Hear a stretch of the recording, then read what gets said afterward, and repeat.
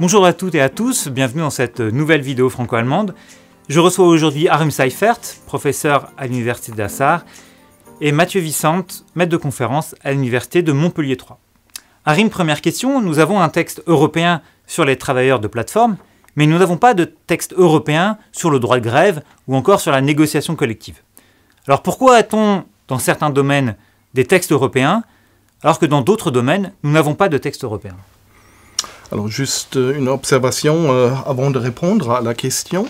La nouvelle directive sur les plateformes numériques ne garantit pas de manière directe le droit à la négociation collective, plutôt de la manière indirecte à travers de la définition et de la présomption du statut du travailleur.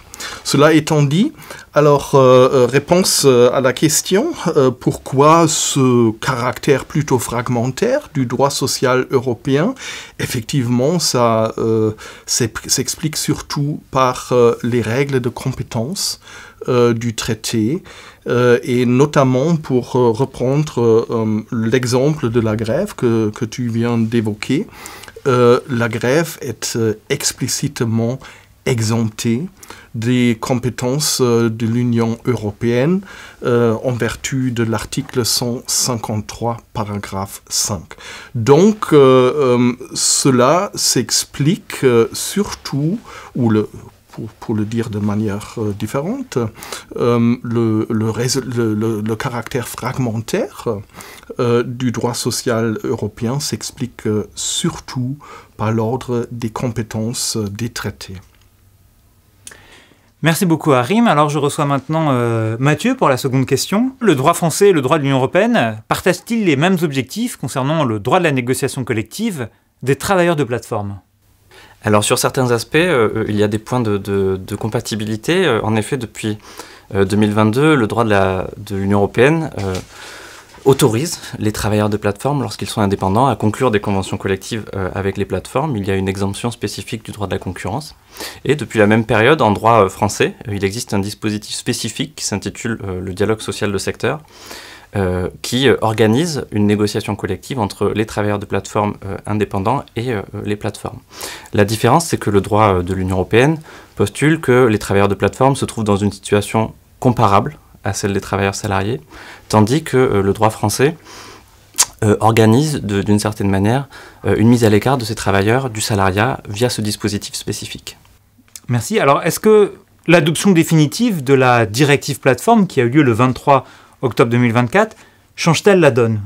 La directive a pour principal dispositif d'établir une présomption de salariat, c'est-à-dire qu'elle postule que les travailleurs de plateforme doivent être reconnus dans les législations nationales comme des travailleurs salariés. Et les États membres devront intégrer cette disposition particulière, même si c'est une présomption dont l'effet a été relativement réduit pendant la période de négociation. Ce qui compte dans ce texte, c'est qu'il y a un objectif très clair qui est affiché par la directive, c'est-à-dire un objectif de réintégration des travailleurs de plateforme au sein du salariat.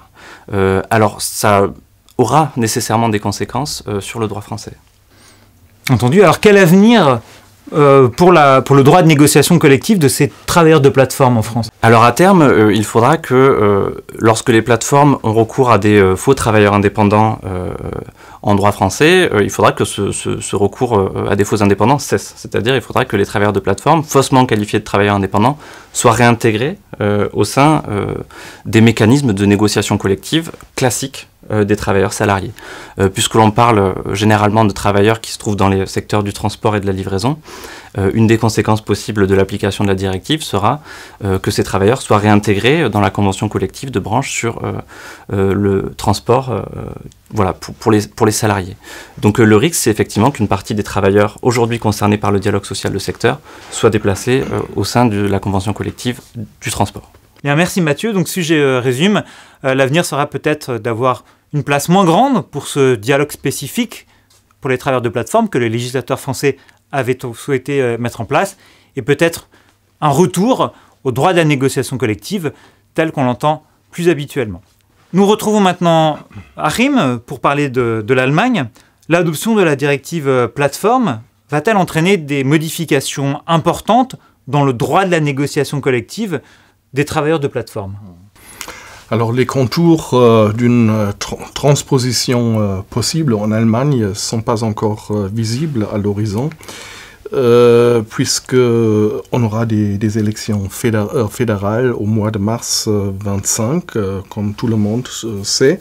Donc ça sera pour l'avenir proche, c'est-à-dire pour l'année 25 ou 26. Alors, quelle réforme pour adapter le système allemand de la négociation collective à la directive sur les plateformes? À mon avis, ça ne va pas entraîner des réformes profondes. Pourquoi? Eh bien, en Allemagne, on a déjà, depuis longtemps, reconnu un statut intermédiaire entre le salariat et les travailleurs indépendants. Ce sont les Kassi-Salariés, les arbeitnehmerähnliche Personen. Ils ont un statut particulier. Plusieurs des droits conférés aux travailleurs, aux salariés, sont étendus à ces personnes-là, dont la situation, le statut s'approche de celui d'un salarié. À mon avis, le législateur sera tenu d'adapter le concept de dépendance économique. Les quasi-salariés, ce sont des personnes indépendantes, des entreprises, mais qui dépendent économiquement de leurs co-contractants. Et justement, c'est ça le problème, puisque c'est la dépendance économique d'un co-contractant, tandis que dans l'hypothèse des plateformes numériques, il y a une dépendance de la plateforme et pas des clients derrière la plateforme. Donc, il faut ajuster, aligner la notion de dépendance économique. Sinon, je crois qu'il n'est pas nécessaire de réformer profondément le système allemand, puisque ces personnes, ces travailleurs quasi salariés, disposent déjà du droit à la négociation collective, et ça depuis un demi-siècle. Donc ça remonte, ça a une forte tradition dans les relations professionnelles en Allemagne. Merci Harim, merci Mathieu donc pour ces éclaircissements concernant les conséquences de cette directive plateforme sur le droit allemand et sur le droit français.